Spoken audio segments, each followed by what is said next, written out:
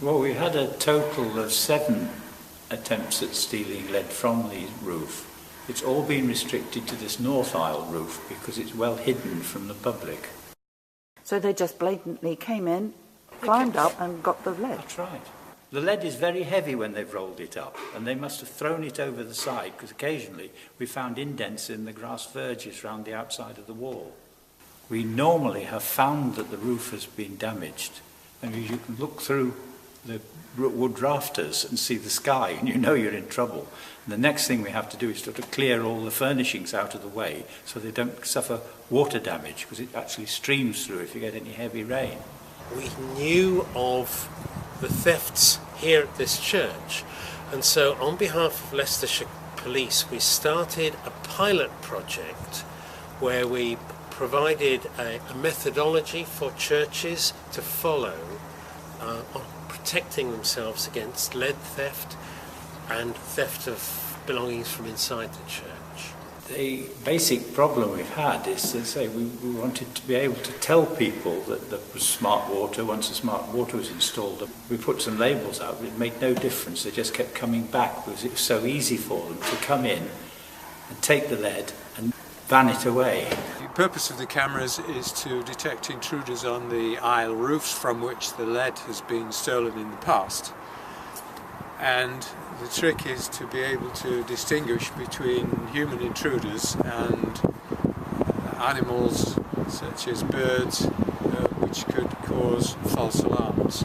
It's working very well because at present they own the equipment, and and the church authorities have allowed them to install it on our roof. The sequence of events which occurs after the camera has been triggered is that the camera sends a 10-second video clip to the monitoring centre.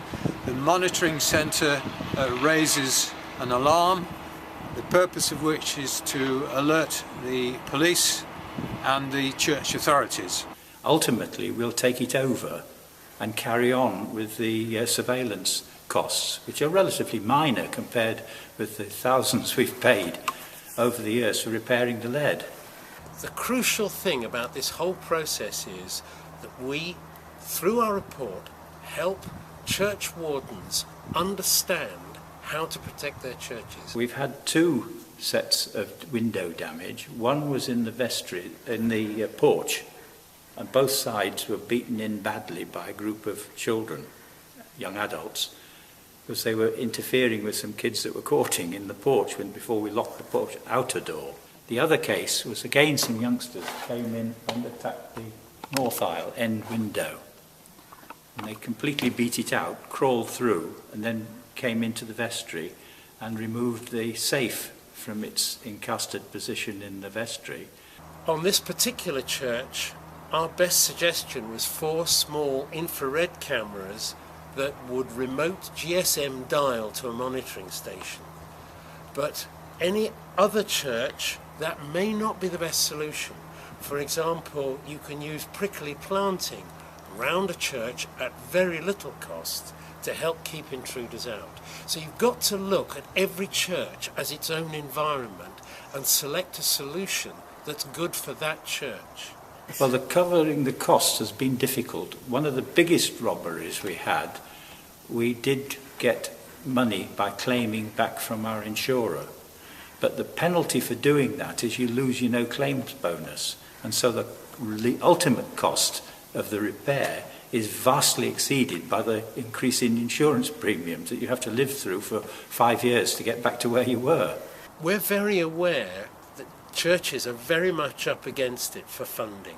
Some of our precautions are very, very cheap. The prickly planting is effectively nothing. A set of cameras like we've got here is around £2,000. A full CCTV system could be about £20,000. There is a maintenance that is needed and a monitoring service, and those add about £250 a year. But we know that every church, every congregation has a real problem at finding the money to do a job like this.